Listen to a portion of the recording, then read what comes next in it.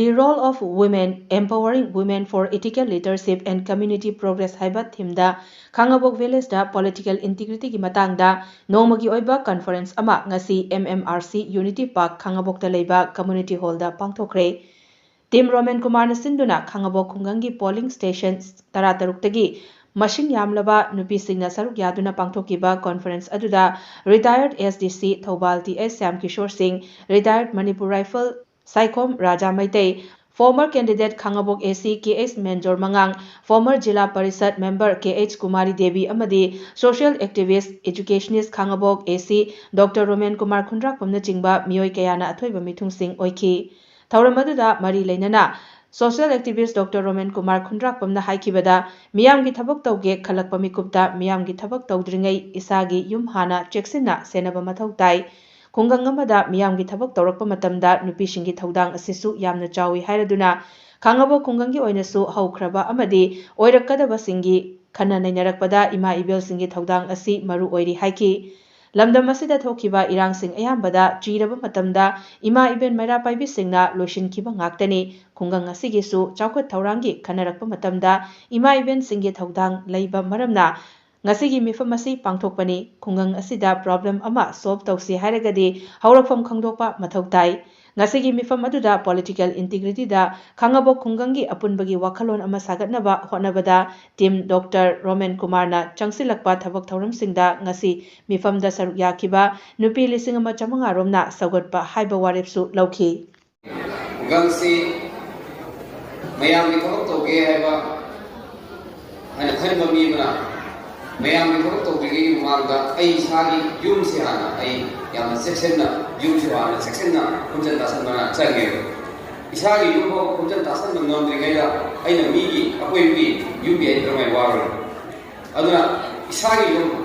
khamu khungase asi hana kunjan dasan na chang haibagi adugumba pandamda bagi tim Dr. Roman Kumar sina sinjara ga singi school program orok sebani aduna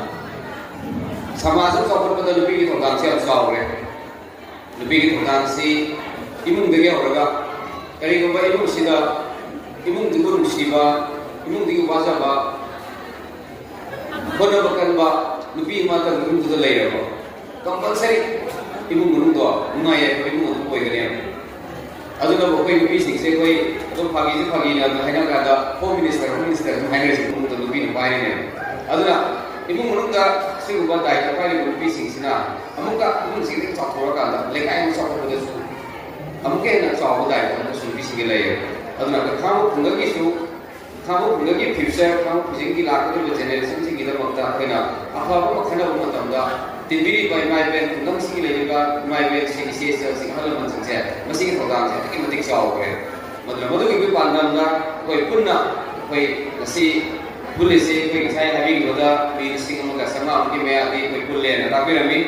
यामना नुंगाइबायनि थमोइदा थुलावा कावबा अदगि पुनिंग सिबा अदुगुबा इमोदा करि हाय खुंदोगदोन खंदोगदुगि timing को लाई कोइकोदा अदम आइबाइना नावनि गे हाय तारे कोइ इरांग याम कोलिंगै कोइगि Tughan problem क्या थोको मतमदा खाबोदा कोइगि problem क्या थोको मतमदा नुपीसिंगना सीर मतमदा इमाइबेसिंगना मारा पाइबिसिंगना solve तौगिबंतने अदुना कोइगि खुंगंसिगि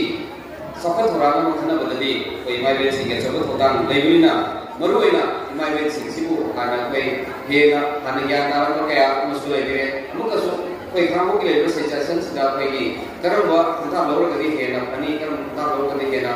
मांगोगि सत्वा अदुगु सफल थोरांग लेगिने बोतो ज्ञान तामिनना बि तंजामा कोइ फंगबा सिमगा मुंगाइजे अदुना ai सुबंसिदा मयाम पामनरि एमएलए अमा थमजे है तारगदि थंबो का निर्माण से करी बिसको थंबो दकाले प्रॉब्लम की सोर्स को हो को खंगरा तर मायने को प्रॉब्लम सॉल्व तो अदु इतारदि प्रॉब्लम से काई दिगे हो को हना आइना को मसली को से हना हो गिबा मणिपुर सिदा तोना कम दिना हौरे देगी कोबी के वा क्या थेने रे मसी को तुंदा नगी प्रशासन सिना वारी को म्याम लीडर को ले तरुनी न संगम रूम ले तरुनी वारी को म्याम हाइबो न को ले तरुनी वारी को म्याम अदि कोइना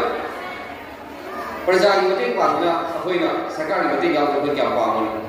अदु थमुइदनि मतें पांगनि अमगे मतें पांगनि का साम दुम लैनिना कइदोर मसी उत्तम मफामनिया मा खल लैनि ताइसिदा कोइ खांबो के ले सिचुएशन सि mayam adum hai ani thogadi karoi koiroi yaroi adu hek salu jaga sida aboi khamuk te doktra khamuk ke beru de leiba ngal ni pan sida tare sida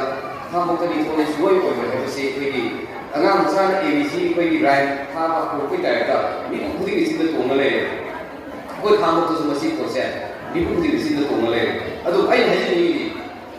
khamuk manunda ani thoni koiro we sum lei thogadi